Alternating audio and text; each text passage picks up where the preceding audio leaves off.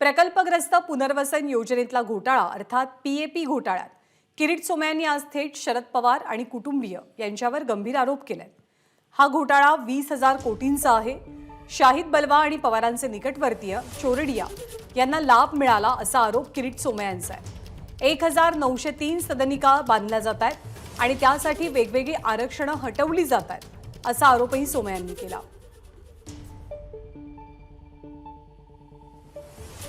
PAP घोटाळ्याचा प्रसाद पवार साहेबांनी पण घेतला आहे।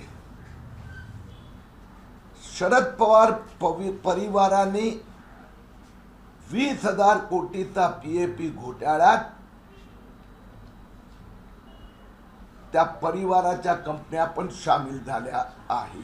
300 स्क्वेअर फीट जागेसाठी पवार परिवाराने जेमतेम लाख रुपये मोजले होते। 1,000 कोटीचा निव्वळ नफा लूट आणि या भांडूप मध्ये जिथे पवार परिवारांची स्कूल पण आहे त्या शाळेची जागा एचडीआयएल मधून घेतली आणि एचडीआयएल ने पैसा तो कुठून आणला होता तर पीएमसी घोटाळाचा होता। दरम्यान किरीट सोमय्या आरोप करतच राहतात, मात्र पवारांना राज्यातनं संपत नाही तोवर आपलं काही खरं नाही अशी परिस्थिती गल्ली ते दिल्लीपर्यंत आहे आणि त्यातूनच सोमय्यांनी आरोप केलेत असा आरोप जितेंद्र आव्हाडांनी केलाय। तर सोमय्यांच्या आरोपांचं पुढे काय झालं हे जगजाहीर आहे असा टोला प्रदेशाध्यक्ष जयंत पाटील यांनीही लगावला। असं आहे की महाराष्ट्रामध्ये जोपर्यंत शरद पवारांना आपण संपवत नाही तोपर्यंत काय आपलं काही खरं नाही असा एक विचार दिल्लीतनं गल्लीपर्यंत चाललेला आहे आणि त्याच्या अनुसरून काम होत आहे।